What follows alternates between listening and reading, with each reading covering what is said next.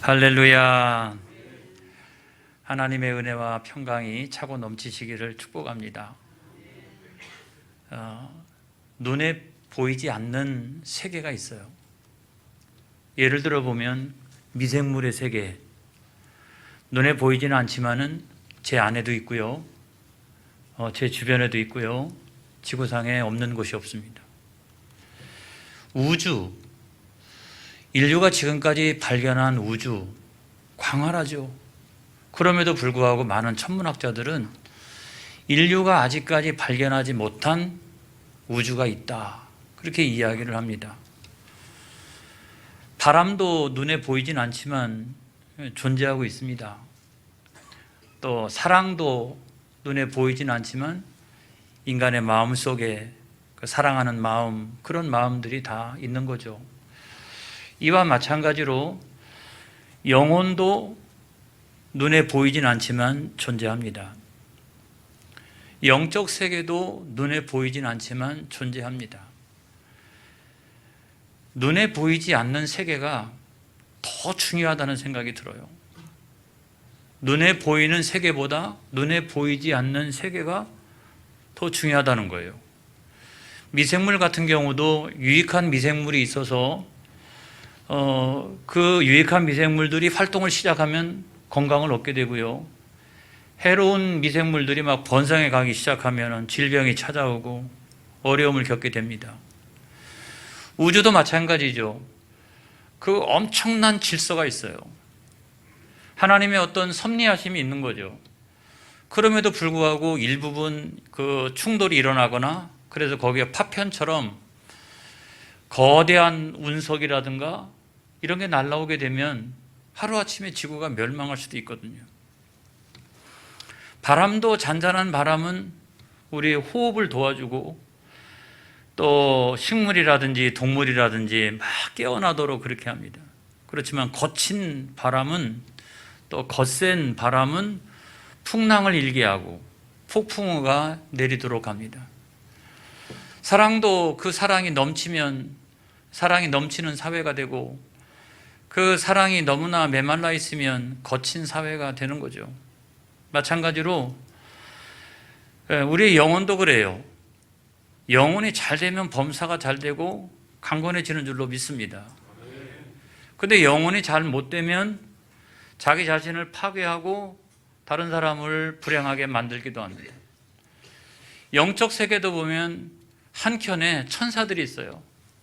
하나님께서 부리시는 영적인 존재들이 있어서 그 천사들이 당신의 백성들, 하나님의 백성들을 자꾸 이렇게 도와주십니다. 그런데 또 다른 한편으로는 사단이 있어서 하나님의 백성을 공격하고 괴롭게 하고 멸망의 길로 인도하려고 수단과 방법을 가리지 않습니다.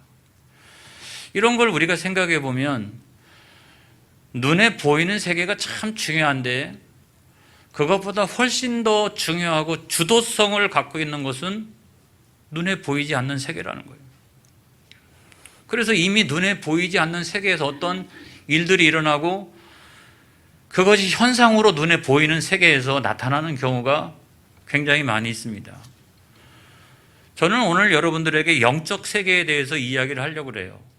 제가 본 어떤 영적 세계가 아니고 오늘 성경에 보면 스가랴 선지자가 본 영적인 세계예요. 스가랴 선지자가 활동하던 시기는 BC 520년경입니다. 그때는 그 성전 건축을 시작을 했는데 그것이 중단되어 가지고 다시 재개할 것을 촉구하는 그와 같은 시기였어요. 여러분, 성전 건축이 왜 재개되지 못했을까요? 그거는 크게 보면은 사마리아 사람들의 방해 또는 고소, 고발 이런 것들이 굉장히 많이 있어서 한 4년이면은 성전 건축이 끝날 일을 16년 동안이나 중단되었던 것을 우리가 보게 됩니다. 그리고 또 하나 중요한 것이 있어요. 이것이 외적인 원인이라면 내적인 원인도 있어요. 그 내적인 원인이 뭐냐? 그거는 시간이 지나면서 사람들이 처음에는 막 성전 건축해야지 이렇게 마음으로 열정이 불타오르고 있다가 시간이 지나면서 점점 이거 성전 건축 꼭 해야 돼? 그러면서 자기 마음속에 협력하지 않으려고 하는 마음이 생기고, 그것이 조금 더 가다 보면은 아예는 성전 건축 그걸 꼭 왜 해야 돼? 그러면서 반대하는 마음이 일어나기 시작을 했습니다. 그러니까 막 열정적으로 타오르다가 어느 날 갑자기 모든 사람들이 자기의 안일한 삶으로 다 돌아가기 시작을 한 거예요. 그러니까 성전 건축이 안 되잖아요. 그것뿐만 아니라 이방인들과 결혼하기 시작했습니다. 이방인들과. 거기에 정착할 때 한 타지에서 한 70년 살다가 돌아왔기 때문에 거기에 살고 있는 이방인들하고 결혼하는 것이 현실에 적응하는데 훨씬 더 좋았거든요. 그런데 이것은 영적으로 보면 세상과 결혼한 것과 마찬가지예요. 자, 이 백성들이 어떤 백성입니까? 막 그냥 나팔 소리 울려가면서 법궤를 메고 그 황량한 광야를 행진했던 그 멋있는 하나님의 선민들 아닙니까? 언약 백성들 아닌가요? 그런데 이런 사람들이 어느 날 세상과 짝하여 결혼하기 시작을 하고, 또는 돈을 이제 벌어야 되겠다 이렇게 생각을 하니까 고리대금업 막 이런 걸 하기 시작합니다. 내가 일을 많이 하지 않더라도 돈을 벌 수 있는 방법이 뭐냐? 그거는 고리대금업 같은 거죠. 저는 뭐 좀 이해가 되긴 해요. 이들이 왜 협력을 거부하고 반대했을까? 그 타지에 살다가 왔기 때문에 하나님의 성전 건축은 솔로몬의 성전 건축에 비해서 그 규모가 작았지만 그래도 엄청난 비용이 들어가는 건축이었습니다. 뿐만 아니라 자기들 집도 없잖아요. 그러니까 일단 자기가 먼저 정착을 해야죠. 그러니까 자기 집 짓기에 빠르게 되었던 것도 저는 이해가 돼요. 그리고 뭐 집이 있다라고 해서 어떻게 삽니까? 그러니까 기경할 만한 어떤 땅도 소유를 해야 되겠고, 열심히 일해가지고 땅을 자꾸 사야 되겠다 이런 생각을 하니까 성전 건축에 대한 불타는 마음이 점점점 사라지기 시작하면서 오히려 협력하지 아니하고 나중에는 반대하는 사람으로 전락하기 시작을 했다는 것이죠. 그것보다 더 심각한 문제는 뭐냐면, 이 사마리아 사람들은 성전 건축을 반대하는 사람들이잖아요. 고발하고 방해하고 이런 사람들이잖아요. 근데 이런 사람들하고 사돈을 맺어요. 사돈. 인척관계가 되는 거예요. 성전 건축이 당대의 최대의 과제요, 그것이 사명인데 그거를 반대하는 사람들하고 인척관계를 형성하기 시작합니다. 사돈을 맺기 시작을 하고, 뿐만 아니라 어떤 사람들은 자기 집에 있는 가장 큰 방을 내어놓아서 이 반대하는 사람들이 와서 활동을 잘 할 수 있도록 그 방을 내어줍니다. 왜냐하면 자기 마음속에 이미 성전 건축을 안 했으면 좋겠다. 반대하는 마음이 자꾸 생기니까 반대하는 사람들이 그 안에 들어와서 막 활동을 잘 할 수 있도록 그렇게 했는데, 그 사람들 중에 지도자들이 많았어요. 그러니까 이게 되겠어요? 성전 건축이 안 되잖아요. 그래서 하나님께서 그거는 죄다 이렇게 선포하셨어요. 스가랴 1장에도 제일 많이 나오는 단어가 뭐냐면 돌아오라는 거예요. 돌아오라, 돌아오라, 돌아오라. 악한 길에서 돌아오라. 악한 행위에서 돌아오라. 내 조상들을 보라. 조상들이 어찌하여 바벨론의 포로로 끌려갔는지 너희들은 분명히 알고 있지 않느냐. 그래서 조상들을 닮지 마라. 돌아오라. 이것이 스가랴서 1장에서 가장 중요한 내용입니다. 그럼에도 불구하고 이들은요, 얼마나 완고했던지, 목이 곧은 백성은 아무것도 아니에요. 성경에 보니까 금강석 같았더라 그래요. 다이아몬드 가장 세잖아요. 아주 그냥 완고함의 극치를 해요. 하나님 말씀이 아무리 선포가 되어져도 그 말씀에 등을 돌리고 그 말씀 듣지 않기 위하여 자기 마음을 금강석처럼 그렇게 했다는 거예요. 그래서 하나님께서 스가랴 선지자를 통해서 보여주신 것이 있는데, 그것이 바로 환상입니다. 8일 동안에 밤마다 8개의 환상을 보여주셨어요. 이제 뭐 말을 해도 안 되니까 이 기가 막힌 어떤 시청각적인 어떤 환상을 보여주신 거예요. 아주 생동감 있게 전하기 위하여 그걸 가지고 자기의 백성을 경고하도록 하나님께서 말씀하여 주신 것입니다. 여러분, 저는 오늘 이 시간에 그 8개의 환상에 대해서 제가 설교를 하면 오후 예배까지 가야 됩니다. 그래서 그렇게는 하지 않고 6번째 환상하고 7번째 환상만 가지고 함께 은혜를 나누고자 합니다, 여러분. 그래서 과연 지금 이 시간에도 이것이 성경에 기록되어져 있다라고 하면 눈에 보이지는 않지만 영적인 세계에서 무슨 일이 일어나고 있는지 우리가 그 두 가지만 명확하게 알고 있어도 우리 신앙생활은 굉장히 달라질 가능성이 크다는 거예요. 첫 번째가 뭐냐면 날아가는 두루마리예요. 스가랴 선지자가 보니까 두루마리가 날아다니고 있어요. 그래서 여러분, 성경의 스가랴 5장 1절을 보겠습니다. 시작. 내가 다시 눈을 들어 본즉 날아가는 두루마리가 있더라 그랬어요. 이 두루마리가 뭘 상징하느냐? 이거는 율법을 상징하기도 하고 하나님의 말씀을 상징하기도 합니다. 구체적인 근거가 있어요. 예레미야서에 보게 되면 예레미야 선지자가 하나님의 예언의 말씀을 듣고 두루마리에 그것을 기록하였다라고 하는 내용이 있습니다. 에스겔서에 보게 되면 그거를 먹으라, 두루마리를 먹으라 해가지고 그걸 먹었더니 꿀보다 더 달았다. 요한계시록에 보게 되면 작은 두루마리가 나옵니다. 그래서 그 작은 두루마리를 먹으라 해서 그걸 먹었더니 꿀보다 더 달더라. 그러니까 이것은 하나님의 말씀을 의미하고 있는 거죠. 그런데 거기 보면은 이 사이즈가 나와요. 사이즈, 크기가 나옵니다. 길이가 어떻게 된다고요? 20규빗, 넓이가 10규빗. 이거를 미터로 환산해 보면은 길이가 한 9m 정도 됩니다. 그리고 넓이가 한 4.5m 정도 됩니다. 엄청 크죠?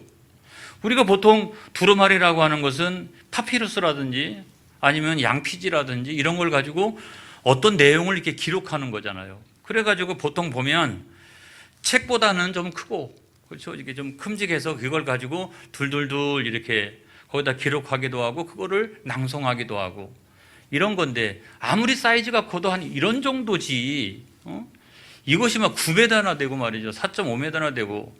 근데 이것이 의미하고 있는 바가 있어요, 여러분. 이 사이즈하고 똑같은 게 있어요.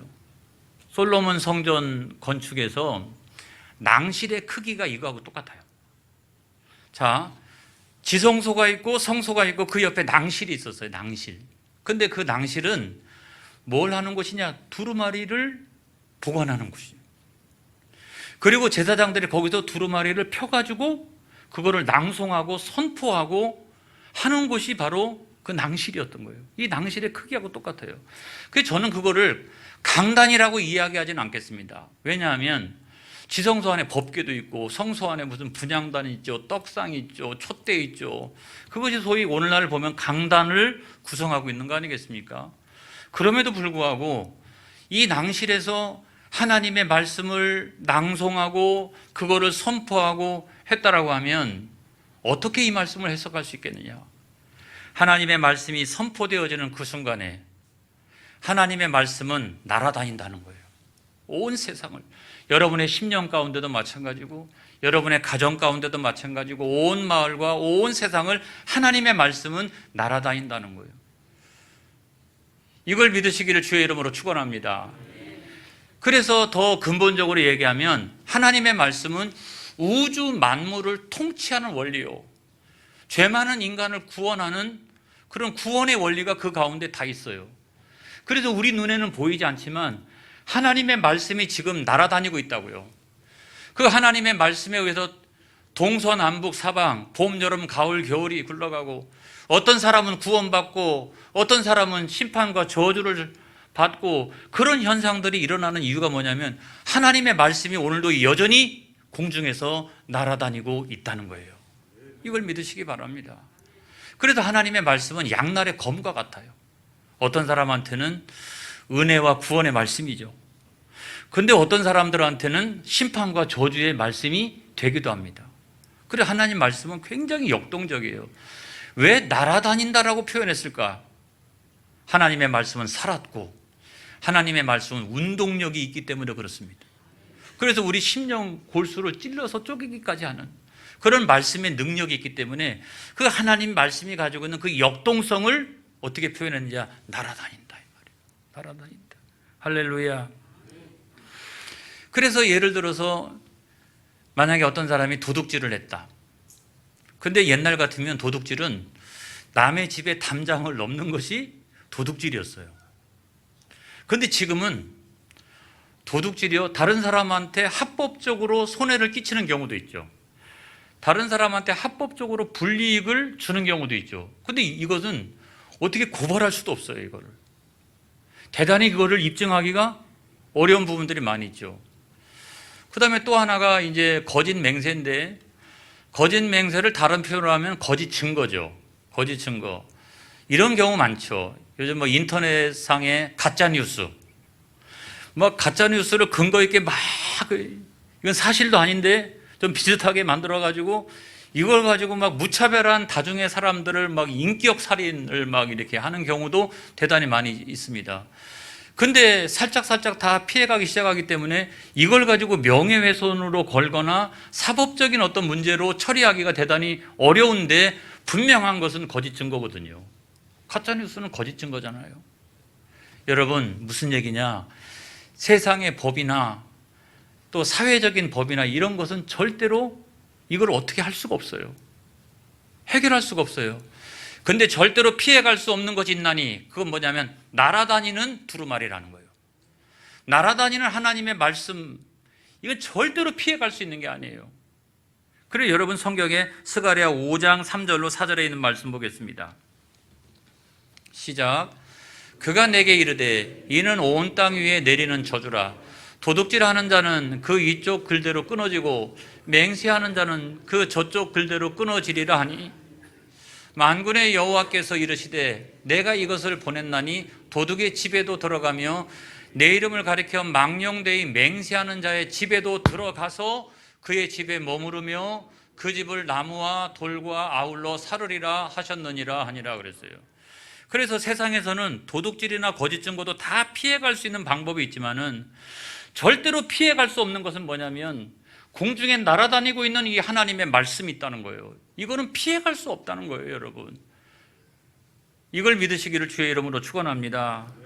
그래서 지금 이 순간에도 영적 세계에서 일어나는 일 가운데 한 가지가 뭐냐면 하나님의 말씀이 온 우주 만물을 관철하고 관통하고 주관하고 원리로서 나타나고 있다는 사실을 여러분 믿으시기 바랍니다.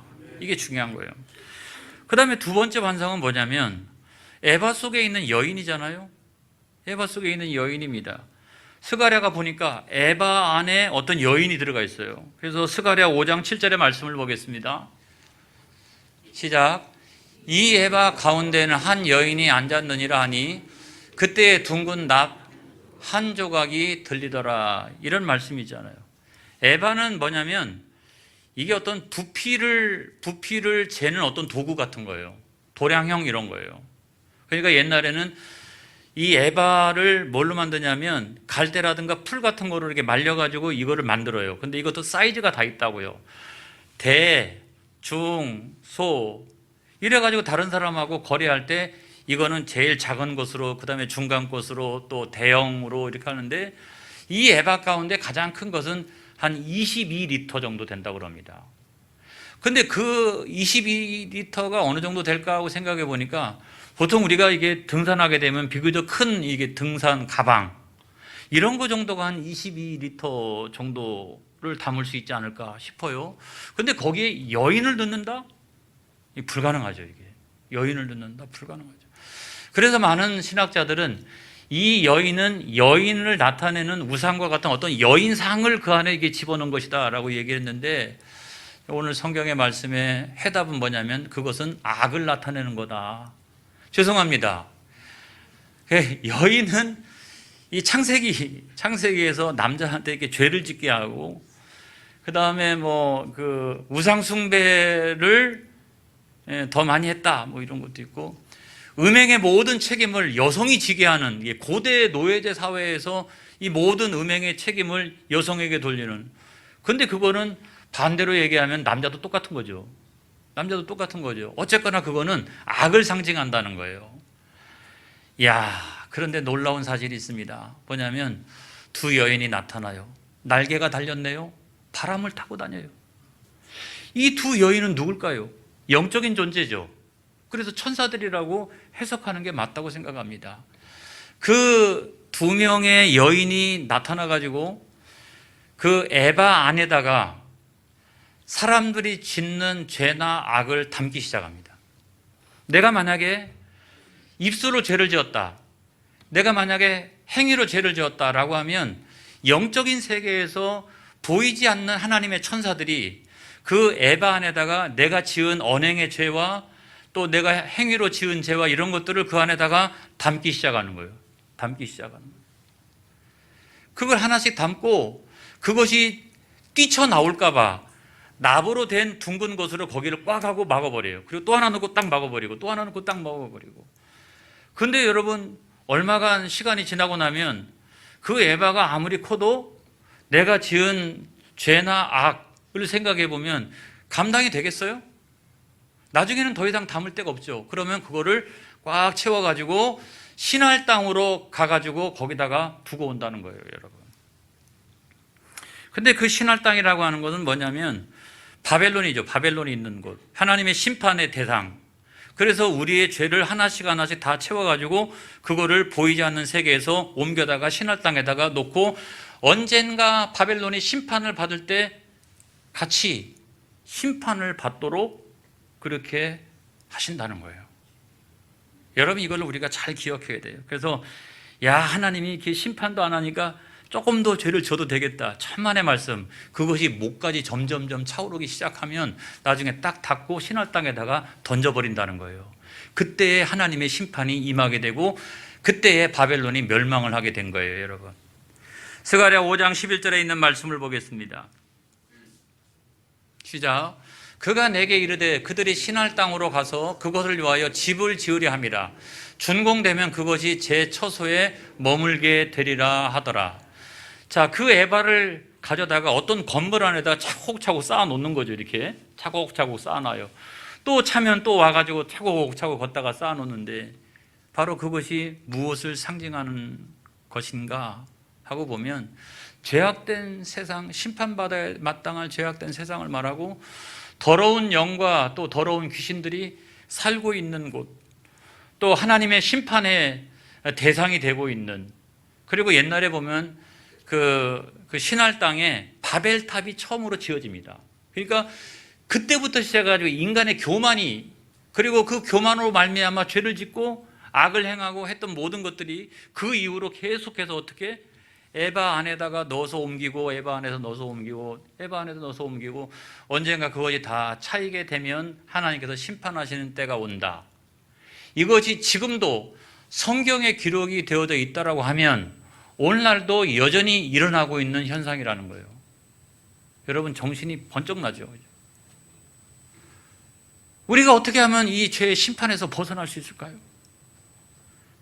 우리가 어떻게 하면 이 죄의 심판에서 자유로울 수 있을까요? 어떻게 구원받을 수 있을까요? 이것이 가장 중요한 핵심인데, 첫 번째로 보면 날아다니는 두루마리로부터 완전한 사람은 세상에 없다. 그렇죠? 그 율법으로부터 우리가 완전한 사람이 어디 있겠어요? 우리는 다 흠이 많고 연약하고 그거를 때때로 알면서도 어길 때도 있고 이렇다는 거죠. 그래서 나도 모르는 사이에 어쩌면 우리가 에바 속에 갇혀있는 여인과 같을 때가 있다. 그 여인이 다른 사람 이야기가 아니라 오늘 나의 이야기라는 거죠. 그래서 내 죄악이 하나씩 쌓여가지고 그것이 점점점 옮겨지고 있다는 말이에요. 어떻게 이 문제를 해결할 수 있을까요? 여러분, 내가 지금까지 살아오면서 어렸을 때부터 지금까지 모든 지었던 죄가 한 건물 안에, 어떤 건물 안에 켜켜이 이렇게 쌓여져 있는데 그거를 딱 뚜껑을 임봉하는 그 순간에 나는 얼마나 부끄러울까요? 나는 얼마나 창피할까요? 다른 사람이 모르는 상태에서 내가 지은 죄도 굉장히 많은데 이런 것들이 다 이렇게 드러나는 순간 되면 우리는 얼마나 부끄러울까요? 막 지옥으로 내 발로 그냥 가고 싶을 것 같아요. 여러분, 우리가 어떻게 하면 거기서 구원받을 수 있을까요? 어떻게 하면 자유함을 누릴 수 있을까요? 사도행전에 보게 되면 베드로의 설교를 듣고 사람들이 마음에 찔리기 시작합니다. 그래서 우리가 어찌하면 좋을까? 그때 베드로가 한 얘기가 있어요. 오늘 말씀의 결론입니다. 사도행전 2장 37절로부터 40절까지 있는 말씀을 보겠어요. 다 같이 시작. 그들이 이 말을 듣고 마음에 찔려 베드로와 다른 사도들에게 물어 이르되 형제들아 우리가 어찌할꼬 하거늘 베드로가 이르되 너희가 회개하여 각각 예수 그리스도의 이름으로 세례를 받고 죄사함을 받으라. 그리하면 성령의 선물을 받으리니 이 약속은 너희와 너희 자녀와 모든 먼데 사람 곧 주 우리 하나님이 얼마든지 부르시는 자들에게 하신 것이라 하고 또 여러 말로 확증하여 권하여 이르되 너희가 이 패역한 세대에서 구원을 받으라 하니 그랬어요. 길은 다른 데 없어요, 여러분. 아직도 예수를 안 믿는 사람이면 회개하고 예수님을 나의 구주로 영접하는 거고, 이미 구원받은 사람이라고 하면 그 예수 그리스도의 이름으로 그 죄를 회개하는 것 외에는 그 길이 없다는 거예요. 그래서 여러분, 눈에 보이지 않는 이 세계에서 내가 그와 같이 확정이 되면 눈에 보이는 세계에서 문제가 풀려지기 시작합니다. 나를 결박하고 있는 이 죄의 문제, 나를 옥죄고 있는 그 죄의 문제, 이것이 눈에 보이지 않는 세계에서 확정되고 해결되어지는 순간 눈에 보이는 세계에서 영혼이 잘된 같이 범사가 잘되고 강건해지는 놀라운 역사들이 일어나는 거예요. 그래서 어떻게 보면 눈에 보이지 않는 세계가 훨씬 더 주도성을 가지고 있다. 그 중요성이 있다. 그거를 믿으시는 저와 여러분 되시기를 주의 이름으로 축원합니다. 할렐루야. 기도하겠습니다.